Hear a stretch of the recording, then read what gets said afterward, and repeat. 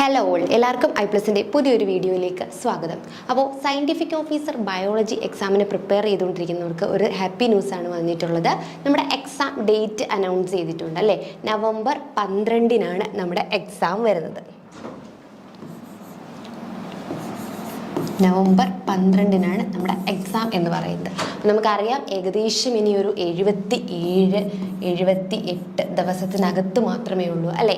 ഏകദേശം ഒരു 1.5 മാസത്തിന് അകത്ത് മാത്രമേ നമുക്ക് ഒരു ടൈം കിട്ടുന്നുള്ളൂ. ഒരു 2 മാസം എന്ന് നമുക്ക് പറയാനായിട്ടുള്ളൊരു സമയം ഇനിയില്ല. അപ്പം സമയം വളരെയധികം ഇമ്പോർട്ടൻ്റ് ആണ്. നമ്മൾ ടൈം അനുസരിച്ച് തന്നെ പഠിക്കാനായിട്ട് ശ്രമിക്കേണ്ടതും ഉണ്ട്. അപ്പോൾ ഇത് മാത്രമല്ല, നമുക്ക് കൺഫർമേഷൻ കൊടുക്കേണ്ട ഡേറ്റും ആയിട്ടുണ്ട് അല്ലേ. അപ്പോൾ എല്ലാവരും മറക്കാതെ തന്നെ എന്ത് ചെയ്യണം, കൺഫർമേഷനും കൊടുക്കണം. ഇനിയുള്ളൊരു പ്രധാനപ്പെട്ട കാര്യം എന്ന് പറഞ്ഞാൽ നമ്മുടെ ഡീറ്റെയിൽഡ് ആയിട്ടല്ലേ, നമ്മൾ കാത്തിരുന്ന ഡീറ്റെയിൽഡ് ആയിട്ടുള്ള സിലബസ് വന്നിട്ടുണ്ട് അല്ലേ. അപ്പം സിലബസ് കണ്ട് കുറച്ചൊക്കെ ആൾക്കാർ ഡിസപ്പോയിൻറ്റഡ് ആയിട്ടുണ്ട്, ചിലർക്കൊക്കെ കുറച്ചുകൂടെ ഹാപ്പി ആയിട്ടുണ്ട്. അങ്ങനെ സിലബസ് കണ്ടിട്ടുള്ളൊരു പ്രതികരണം കുറച്ച് മിക്സഡ് ആണ് അല്ലേ. എന്നാലും സിലബസ് അത്ര കുഴപ്പമില്ലാത്ത ഒരു സിലബസ് തന്നെയാണ് PSC എന്ത് ചെയ്തിട്ടുള്ളത്, പബ്ലിഷ് ചെയ്തിട്ടുള്ളത്. നമുക്ക് വ്യക്തമായിട്ട് മാർക്ക് അടക്കം പറഞ്ഞിട്ടുണ്ട് അല്ലേ. ഓരോ മൊഡ്യൂളിൽ നിന്നും ഇത്ര മാർക്കിന് ക്വസ്റ്റ്യൻസ് ആയിരിക്കും ചോദിക്കുക എന്നാണ് പറഞ്ഞിട്ടുള്ളത്. അതൊരു അഡ്വാൻറ്റേജ് ആണല്ലേ. അപ്പോൾ നമുക്ക് മാർക്സ് അനുസരിച്ച് നമുക്ക് പഠിച്ചാൽ മതി.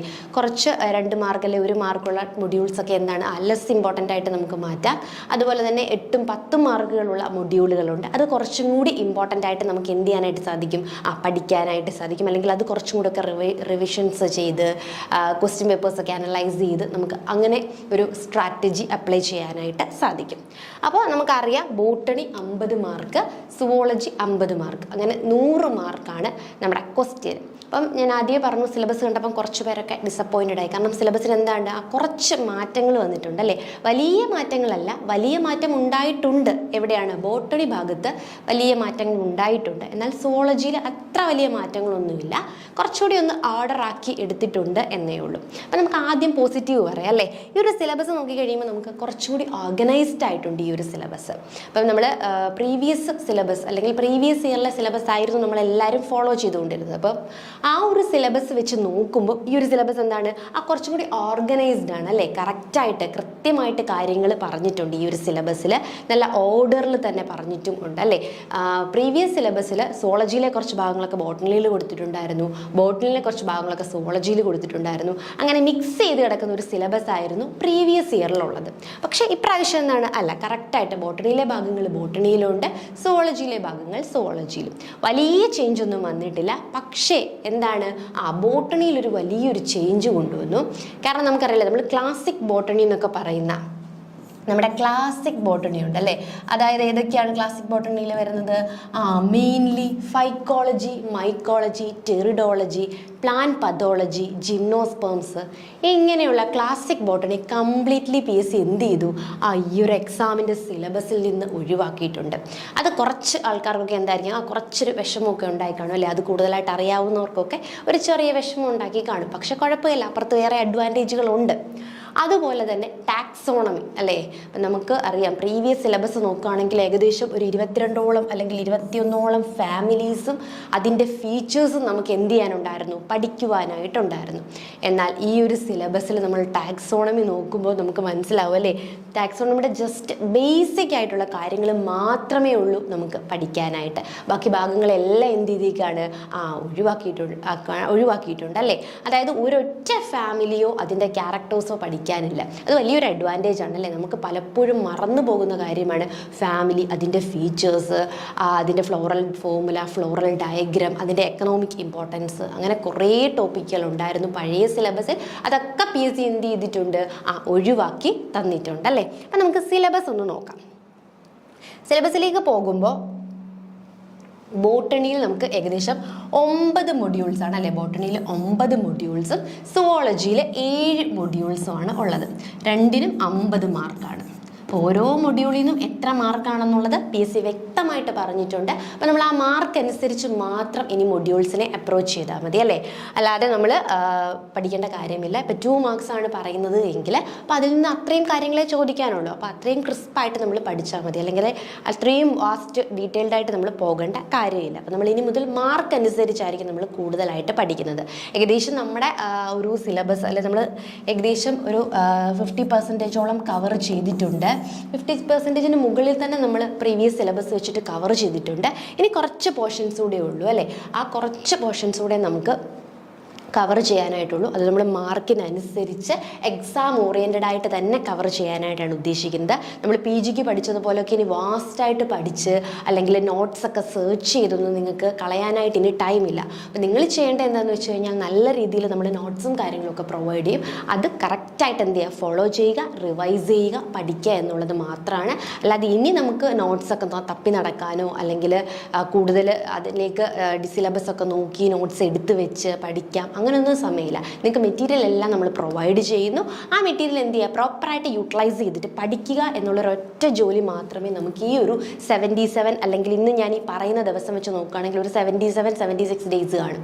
അപ്പം നിങ്ങൾക്ക് അത്ര മാത്രമേ ചെയ്യാനായിട്ടുള്ളൂ. അപ്പം നമുക്കിനി സിലബസിലേക്കൊന്ന് പോകാം. അപ്പോൾ സിലബസ് ആദ്യം തന്നെ നോക്കുമ്പോൾ നമ്മുടെ ഫസ്റ്റ് ചേഞ്ച് എന്താണ്, പ്രീവിയസ് സിലബസ് നോക്കുകയാണെങ്കിൽ സുവോളജി ആയിരുന്നു അല്ലേ ആദ്യം കിടന്നിരുന്നത്. ഇപ്പം നമുക്ക് ബോട്ടണിയെ ഫസ്റ്റിലേക്ക് കൊണ്ടുവന്നു. മൊഡ്യൂൾ 1 എന്നുള്ളത് taxonomy, morphology, angiosperms and economic botany എന്നുള്ളതാണ്. 2 മാർക്കിനാണ് ഈ ഒരു ഭാഗത്തു നിന്ന് ക്വസ്റ്റ്യൻസ് ചോദിക്കാനായിട്ടുള്ളത്. നോക്കിയേ, അതിൽ തന്നെ നമ്മൾക്കറിയാം ടാക്സോണമി എന്ന് പറയുമ്പോൾ എനിക്ക് ഒരൊറ്റ ഫാമിലി പോലും പഠിക്കാനില്ല അല്ലേ. ടാക്സോണമിയുടെ അത് കംപ്ലീറ്റ്ലി ഒഴിവാക്കിയിരിക്കുകയാണ്. ഒരു ഒറ്റ ഫാമിലി പോലും അല്ലെങ്കിൽ അതിൻ്റെ ഫീച്ചേഴ്സ് പോലും നമുക്ക് പഠിക്കാനില്ല. ജസ്റ്റ് കുറച്ച് ടാക്സോണമിക് കീ വേർഡ്സുകൾ അല്ലെങ്കിൽ അതിൻ്റെ ഒരു ജനറൽ കാര്യങ്ങൾ മാത്രമേ പഠിക്കാനായിട്ടുള്ളൂ. മൊഡ്യൂൾ 2 എന്ന് പറയുന്നത് റിസർച്ച് മെത്തഡോളജി ആൻഡ് ബയോസ്റ്റാറ്റ് ആണ്. ഇതിന് വലിയ മാറ്റമൊന്നുമില്ല അല്ലേ. പ്രീവിയസ് സിലബസിലും ഇതുപോലെ തന്നെ ഉണ്ടായിരുന്നു, കാര്യങ്ങൾക്കൊന്നും മാറ്റമില്ല. ബയോസ്റ്റാറ്റും എല്ലാം അതുപോലെ തന്നെ ഉണ്ട്. പക്ഷേ ബയോസ്റ്റാറ്റിൽ നിന്ന് കുറച്ച് പോർഷൻസ് ഒക്കെ ഒന്ന് ഒഴിവാക്കിയിട്ടുണ്ട്. കുറച്ചും കൂടി ഒന്ന് എന്തായി ഷോർട്ടാക്കി നമുക്ക് തന്നിട്ടുണ്ട് ബയോസ്റ്റാറ്റും. നെക്സ്റ്റ് മൊഡ്യൂൾ 3 ആണ് അല്ലേ. മൊഡ്യൂൾ 3ലേക്ക് വരുമ്പോൾ നമുക്കറിയാം അപ്പം മൊഡ്യൂൾ 2-ന് 6 മാർക്കാണ് അല്ലേ. അപ്പം ആ ഒരു ഇമ്പോർട്ടൻസിൽ തന്നെ നമ്മൾ എന്ത് ചെയ്യണം, ആ മൊഡ്യൂൾ 2-നെ അപ്രോച്ച് ചെയ്യണം അല്ലേ. അപ്പം മൊഡ്യൂൾ 2-ൽ റിസർച്ച് മെത്തഡോളജിയും ബയോസ്റ്റാറ്റിക്സും കൂടി ചേർന്നിട്ടാണ് ഒരു 6 മാർക്സ്. അപ്പോൾ ഇത് രണ്ടും ഒരു 3-3 അല്ലെങ്കിൽ ചിലപ്പോൾ 4-2 ഡിവിഷൻ ആയിരിക്കും. അപ്പോൾ അതുകൊണ്ട് തന്നെ നമ്മൾ എന്ത് ചെയ്യുക, ആ ഒരു സെൻസിൽ ഇത് പഠിക്കാനായിട്ട് ശ്രമിക്കുക. നെക്സ്റ്റ് നമ്മുടെ മൊഡ്യൂൾ 3 ആണല്ലേ, ബയോഫിസിക്സ് ആൻഡ് ഇൻസ്ട്രുമെൻറ്റേഷൻ. ഇതിൽ ഈ ഒരു പോർഷൻ ബയോഫിസിക്സ് എന്നുള്ളൊരു പോർഷൻ നമുക്ക് ഓൾറെഡി ബോട്ടണിയിൽ ഉണ്ടായിരുന്നു. പക്ഷേ ഈ ബയോഫിസിക്സ് ആൻഡ് ഇൻസ്ട്രുമെൻറ്റേഷൻ എവിടെയായിരുന്നു പ്രീവിയസ് സിലബസിൽ, സുവോളജിയിലുള്ളൊരു പോർഷൻ ആയിരുന്നു അല്ലേ. അത് നേരെ സുവോളജിയിൽ നിന്ന് എടുത്ത് ബോട്ടണിയിൽ പ്ലേസ് ചെയ്തിട്ടുണ്ട്. അല്ലാതെ വലിയ മാറ്റങ്ങളൊന്നുമില്ല. ഇതൊക്കെ നമ്മൾ പ്രീവിയസ് സിലബസ് വെച്ചിട്ട് കവർ ചെയ്തിട്ടുള്ള പോർഷൻസ് ആണ്. ഇത് വലിയ മാറ്റമൊന്നുമല്ല. എന്തായിരുന്നു, ഓൾറെഡി സുവോളജിയിൽ ഉണ്ടായിരുന്നു, നമുക്ക് എന്തായാലും പഠിക്കേണ്ട കാര്യം തന്നെയായിരുന്നു. അത് സുവോളജിയിൽ നിന്ന് ജസ്റ്റ് ഒന്ന് ബോട്ടണിയിലേക്ക് മാറ്റി എന്നുള്ളത് മാത്രമുള്ള ഒരു ചേഞ്ചാണ് ഇവിടെ വന്നിട്ടുള്ളത്. പിന്നെ നോക്കിയാൽ നമ്മുടെ ബയോകെമിസ്ട്രി ആൻഡ് പ്ലാന്റ് ഫിസിയോളജി അല്ലേ, 8 മാർക്ക്. ഇത് നമുക്ക് ക്ലാസ് എടുക്കുന്ന സമയത്തൊക്കെ ഞാൻ പറഞ്ഞുകൊണ്ടിരുന്നതാണ്. ഷുവറായിട്ടുള്ളൊരു കാര്യമാണ്. നമുക്ക് ഈ ബയോകെമിസ്ട്രി അല്ലെങ്കിൽ പ്ലാന്റ് ഫിസിയോളജി ഒന്നും ഒഴിവാക്കിയിട്ടുള്ള ഒരൊറ്റ എക്സാം പോലും കാണില്ല അല്ലേ. അത്ര കണ്ട് ഇമ്പോർട്ടൻ്റ് ആയിട്ടുള്ള ടോപ്പിക്കാണ്. അതിൽ ബയോകെമിസ്ട്രിയിലേക്ക് വരുമ്പോൾ ഒരു മാറ്റവുമില്ല. Carbohydrate, proteins, structure of proteins, lipid, nucleic acids, enzymes, carbohydrate metabolism, ഇതൊക്കെ എന്ത് ചെയ്തിട്ടുണ്ട്, പ്രീവിയസ് സിലബസിലുള്ളത് അതേപോലെ തന്നെ കൊടുത്തിരിക്കുകയാണ് അല്ലേ. എന്നാൽ ഫിസിയോളജിയിലേക്ക് വരുമ്പോൾ ചെറിയൊരു മാറ്റമുണ്ട്. കുറച്ച് പോർഷൻസ് ഒന്ന് എടുത്ത് കളഞ്ഞിട്ടുണ്ട് അല്ലേ. ഫിസിയോളജിയിലേക്ക് വന്നപ്പോൾ കുറച്ച് ടോപ്പിക്കൊക്കെ ഒന്ന് എടുത്ത് കളഞ്ഞ് കുറച്ചും കൂടി ഒന്ന് കുറച്ച് തന്നിട്ടുണ്ട് നമുക്ക്. ഫിസിയോളജി പഠിക്കാൻ എളുപ്പമുള്ള നല്ല ഇമ്പോർട്ടൻ്റ് ആയിട്ടുള്ള ടോപ്പിക്കുകൾ മാത്രമേ തന്നിട്ടുള്ളൂ അല്ലേ. അല്ലാതെ കൂടുതലൊന്നും അവിടെ തന്നിട്ടില്ല. നമുക്ക് പ്രീവിയസിൽ നമുക്ക് എന്തായിരുന്നു, ആസെൻറ്റ് ഓഫ് സാപ്പ്, സോഴ്സ്, സിങ്ക്, അങ്ങനെ കുറേ കാര്യങ്ങൾ പഠിക്കാനായിട്ടുണ്ടായിരുന്നു അല്ലേ. ട്രാൻസ്പിറേഷൻ, പുള്ള്, അതൊക്കെ ഉണ്ടായിരുന്നു. അതൊക്കെ എന്ത് ചെയ്തിട്ടുണ്ട്, PSC ഒഴിവാക്കിയിട്ടുണ്ട്. ഇനി നമ്മുടെ നോക്കി മൊഡ്യൂള് 5, അതും 8 മാർക്കിനാണ് കേട്ടോ. അപ്പം നിങ്ങൾ എപ്പോഴും മാർക്സ് നോക്കി വെക്കുക, മാർക്സിനനുസരിച്ച് മാത്രം പഠിക്കുക കേട്ടോ. ഇപ്പം നമുക്ക് ഇനി അത് നമുക്കറിയാമല്ലോ, ടൈം എന്ന് പറയുന്നത് വളരെ കുറച്ചേ ഉള്ളൂ. അപ്പോൾ നമ്മൾ ഈ ഒരു മാർക്കിനനുസരിച്ച് ടോപ്പിക്കുകൾ കവർ ചെയ്ത് പോയെങ്കിൽ മാത്രമേ നമുക്ക് നല്ലൊരു റാങ്ക് സെക്യൂർ ചെയ്യാനായിട്ട് സാധിക്കൂ. അതർവൈസ് നമുക്ക് എന്ത് ചെയ്യാൻ പറ്റില്ല, ആ സിലബസ് നല്ല രീതിയിൽ കവർ ചെയ്ത് പഠിക്കാനായിട്ട് സാധിക്കില്ല. അപ്പോൾ എപ്പോഴും നോട്ട് ചെയ്യേണ്ട കാര്യമാണ് മാർക്സ് എന്ന് പറയുന്നത്. അപ്പം നോക്കിയേ, module 5 cell biology and molecular biology അല്ലേ. ഇത് എന്താണ്, ഇതും ഓൾറെഡി ഉണ്ടായിരുന്നു. കാരണം ഇത് സുവോളജിയിലുമുണ്ട് ബോട്ടണിയിലും ഉണ്ട് അല്ലേ. രണ്ടിടത്തും പ്രീവിയസ് സിലബസിൽ കൊടുത്തിട്ടുണ്ടായിരുന്നു. ഇപ്പോൾ ഒരിടത്തേക്കുള്ളൂ നമ്മുടെ ബോട്ടണിയിലേക്ക് മാറ്റി വെച്ചിട്ടുണ്ട് ഈ സെൽ ബയോളജിയെ മോളിക്കുലാർ ബയോളജിയെ. ഇത് എന്താണ്, ഓൾറെഡി നമുക്ക് അറിയാവുന്ന കാര്യമാണ് അല്ലേ. ഈ ടോപ്പിക് ഇല്ലാത്ത എക്സാം ഇല്ലെന്ന് ഞാൻ ഓൾറെഡി പറഞ്ഞിട്ടുണ്ട്. ഈ genetics, cell biology, biotechnology, molecular biology ഇതൊക്കെ എന്താണ് എല്ലാ എക്സാംസിനും ഉള്ള അല്ലെങ്കിൽ ഒരു PG ലെവൽ എക്സാമിന് മസ്റ്റായിട്ട് വേണ്ട ടോപ്പിക്കുകളാണ് അല്ലേ. അപ്പോൾ ഈ ടോപ്പിക്കുകളൊക്കെ നമുക്ക് എന്തായാലും അറിയാമായിരുന്നു ഉണ്ടായിരിക്കും എന്ന്. അതുപോലെ തന്നെ ഇത് എന്ത് ചെയ്യുന്നുണ്ട്, 8 മാർക്സിനുണ്ട്. ഇത് ഓൾറെഡി പ്രീവിയസ് ഇയറിലെ സിലബസിൽ ഉള്ളതാണ്. പക്ഷേ ഇവിടെ കുറച്ചും കൂടി ഒന്ന് അറേഞ്ച് ചെയ്തിട്ടുണ്ട്. സുവോളജിയിലും ബോട്ടണിയിലുമായിട്ട് അവിടെ ഡിവൈഡ് ചെയ്തിട്ടിരിക്കുകയായിരുന്നു. ഇപ്പോൾ എന്ത് ചെയ്തു, കുറച്ചും കൂടി ഓർഗനൈസ് ചെയ്ത് വെച്ചിട്ടുണ്ട്. നെക്സ്റ്റ്, ഞാൻ എല്ലാം ഒന്നും ഡീറ്റെയിൽഡ് ആയിട്ട് നിങ്ങൾക്ക് ഓരോരോ വേർഡ്സ് ആയിട്ട് വായിച്ചു തരുന്നില്ല. നമുക്കറിയാമല്ലോ ഇതൊക്കെ നമ്മൾ ഓൾറെഡി പഠിച്ച കാര്യങ്ങളൊക്കെ തന്നെയാണ്. നെക്സ്റ്റ് നമ്മുടെ മോളിക്കുലാർ ബയോളജി അല്ലേ. മോളിക്കുലാർ ബയോളജിയിൽ വലിയ മാറ്റങ്ങളൊന്നും വന്നിട്ടില്ല. പ്രീവിയസ് സിലബസിലുള്ള കാര്യങ്ങളൊക്കെ തന്നെ ഉള്ളൂ. പിന്നെ സുവോളജിയിലെ കുറച്ച് കാര്യങ്ങളൊക്കെ എന്ത് ചെയ്തിട്ടുണ്ട്, ബോട്ടണിയിലേക്കൊന്ന് ആഡ് ചെയ്ത് കൊടുത്തിട്ടുണ്ട്. നമ്മൾ എന്തായാലും സുവോളജിയിൽ പഠിച്ചു. അപ്പം നിങ്ങൾ അങ്ങനെ വിചാരിക്കേണ്ട, അയ്യോ ബോട്ടണി കംപ്ലീറ്റ്ലി മാറിപ്പോയല്ലോ എന്നൊന്നും വിചാരിക്കേണ്ട. ആ ക്ലാസിക് ബോട്ടണി അങ്ങോട്ട് മാറിപ്പോയി എന്നതൊഴിച്ചു കഴിഞ്ഞാൽ വലിയ ചേഞ്ചുകളൊന്നും വന്നിട്ടില്ല അല്ലേ.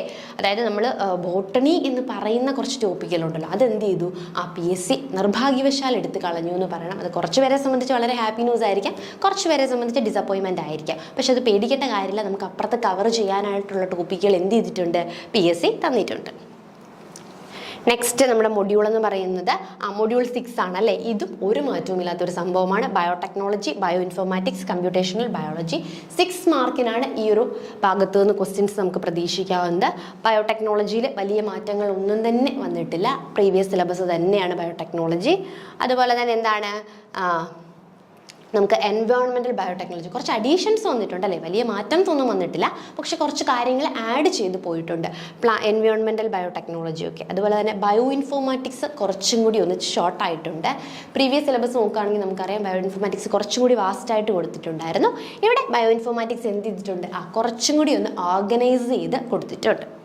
പിന്നെ നമുക്ക് പറയുകയാണെങ്കിൽ അല്ലേ മൊഡ്യൂള് 7 ജെനറ്റിക്സിൽ മാറ്റമൊന്നുമില്ല. 8 മാർക്കിനാണ് അല്ലേ. ഇപ്പോൾ ജെനറ്റിക്സ് അത്രത്തോളം ഇമ്പോർട്ടൻറ്റ്. നിങ്ങളൊന്ന് ആലോചിച്ച് നോക്കിയേ, ജെനറ്റിക്സും മോളിക്കുലാർ ബയോളജിയും ഒക്കെ 8 മാർക്കിനാണ്. അപ്പോൾ ഈ ഒരു പോർഷൻസ് ഒന്നും നമ്മൾ എന്ത് ചെയ്യാൻ പാടില്ല, ഒരു കാരണവശാലും സ്കിപ്പ് ചെയ്യാൻ പാടില്ലാത്ത ഭാഗങ്ങളാണ് അല്ലേ. അപ്പോൾ തന്നെ 16 മാർക്കോളം ഈ ഒരു ഭാഗത്ത് നിന്ന് തന്നെ ചോദിക്കുന്നുണ്ട്. അപ്പോൾ നമുക്ക് നല്ലൊരു റാങ്ക് മേക്കിംഗ് ആയിട്ടുള്ളൊരു ഭാഗമാണ് ഈ മോളിക്കുലാർ ബയോളജി, ബയോടെക്നോളജി, ജെനറ്റിക്സ് എന്നൊക്കെ പറയുന്നത്.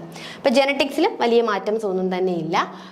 ജെനറ്റിക് ട്രാൻസ്മിഷൻ, മെൻഡലിയൻ പ്രിൻസിപ്പിൾസ്, അതുപോലെ തന്നെ sex determination, sex linkage, sex limited and sex influenced characters in man, genome size, ഇതൊക്കെ സുവോളജിയിലും ബോട്ടണിയിലുമായിട്ട് സ്പ്രെഡ് ചെയ്ത് കിടന്നിരുന്നതാണ്. അവയൊക്കെ ഒറ്റ ഇതിലായിട്ട് കൊണ്ടുവന്ന് കൊടുത്തിട്ടുണ്ട് അല്ലേ. അല്ലാതെ വലിയ മാറ്റങ്ങൾ ഈ ഒരു ഭാഗത്ത് നമുക്ക് ഇല്ല. അതെ, പിന്നെന്താണ് എപ്പിജെനറ്റിക്സ് ഒന്നും നമുക്ക് ഡീറ്റെയിൽഡ് ആയിട്ട് പ്രീവിയസ് സിലബസിൽ പഠിക്കേണ്ടായിരുന്നു. പക്ഷെ ഇങ്ങനൊരു ടേമിൽ കൊടുത്തിട്ടില്ല എന്നേ ഉള്ളൂ. ഇതിനുള്ളിൽ വരുന്ന കാര്യങ്ങളൊക്കെ എന്ത് ചെയ്തിട്ടുണ്ട്, നമ്മൾ ഡിസ്കസ് ചെയ്തിട്ടുണ്ട്. ദെൻ പിന്നെന്താണ് മൊഡ്യൂൾ 8 വരുമ്പോൾ മൈക്രോബയോളജി, എക്കോളജി, ബയോഡൈവേഴ്സിറ്റി, കൺസർവേഷൻ അല്ലേ. ഇവിടെ നല്ലൊരു ചേഞ്ച് കൊണ്ടുവന്നിട്ടുണ്ട്. എക്കോളജിയിൽ കുറേയധികം ഡീപ്പായിട്ട് പ്രീവിയസ് ഇയറിൽ നമ്മൾ പഠിച്ചിട്ടുണ്ട് അല്ലേ. എക്കോളജിയിലെ കാര്യങ്ങളൊക്കെ നല്ല രീതിക്ക് ഡീപ്പായിട്ടാണ് നമ്മൾ പഠിച്ചിട്ടുണ്ടായിരുന്നത്. പക്ഷേ ആ കാര്യങ്ങളൊക്കെ സക്സഷൻ പോലെയുള്ള സംഭവങ്ങൾ അല്ലെങ്കിൽ എക്കോളജിയിൽ ഇമ്പോർട്ടൻ്റ് ആയിട്ടുള്ള കുറേ ടോപ്പിക്കുകൾ എന്ത് ചെയ്തിട്ടുണ്ട്, PSC ഒഴിവാക്കിയിട്ടുണ്ട്. മൈക്രോബയോളജി ഉണ്ടല്ലേ, ബാക്ടീരിയ. ഇത് മൈക്രോബയോളജി ഓൾറെഡി നമ്മൾ പഠിച്ചിട്ടുണ്ട്, സിലബസിലുള്ള കാര്യം തന്നെയായിരുന്നു. അത് പുതിയൊരു ഹെഡിങ്ങിൽ അണ്ടറിൽ ഇങ്ങനെ കൊടുത്തിട്ടുണ്ട് എന്നേ ഉള്ളൂ. Then microbial nutrition, microbial growth, ഇതൊക്കെ ഉള്ള കാര്യങ്ങളൊക്കെ തന്നെയായിരുന്നു. പിന്നെ മൈക്രോബിയൽ ഡിസീസ് അല്ലേ, ഹ്യൂമൻസിന് വരുന്ന കുറച്ച് ഡിസീസുകൾ നമ്മളത് ഡിസ്കസ് ചെയ്തിട്ടില്ലായിരുന്നു. അല്ലെങ്കിൽ പ്രീവിയസ് ഇയറിലെ സിലബസിൽ ഈ ഒരു കാര്യങ്ങൾ ഡിസ്കസ് ചെയ്തിട്ടില്ലായിരുന്നു. അതും ഒന്ന് ആഡ് ചെയ്ത് കൊടുത്തിട്ടുണ്ട്. മൈക്രോബിയൽ ഫെർമെൻറ്റേഷൻ നോക്കുന്നത്. പിന്നെ ഉണ്ടെങ്കിൽ എക്കോളജി, എക്കോസിസ്റ്റം മോണിറ്ററിങ് അല്ലേ, applied ecology, deforestation, biodiversity, conservation. അപ്പോൾ അതിനകത്ത് എക്കോളജിയിലാണ് നല്ലൊരു ചേഞ്ച് വന്നിട്ടുള്ളത് അല്ലേ. അപ്പം സിലബസ് നമ്മൾ പെട്ടെന്ന് ഇങ്ങനെ നോക്കുകയാണെങ്കിൽ നമുക്ക് പറയാൻ പറ്റുന്നത് എക്കോളജിയിൽ അത്യാവശ്യം നല്ലൊരു ചേഞ്ച് വന്നിട്ടുണ്ട്. പിന്നെ നമ്മുടെ ക്ലാസിക് ബോട്ടണി അല്ലേ, ടാക്സോണമിയിലും നല്ലൊരു ചേഞ്ച് വന്നിട്ടുണ്ട്. ബാക്കി സംഭവങ്ങളൊക്കെ എന്താണ്, അതേപോലെ നിൽക്കുകയാണ്. ചില ടോപ്പിക്കുകൾ അതിലേക്ക് ആഡ് ചെയ്ത് കൊടുത്തിട്ടുണ്ട്, ചില ടോപ്പിക്കുകൾ ഒന്ന് എടുത്തു കളഞ്ഞിട്ടുണ്ടെന്ന് ഒഴിച്ചു കഴിഞ്ഞാൽ വലിയ ചേഞ്ചുകളൊന്നും എന്തില്ല നമ്മുടെ സിലബസിലില്ല.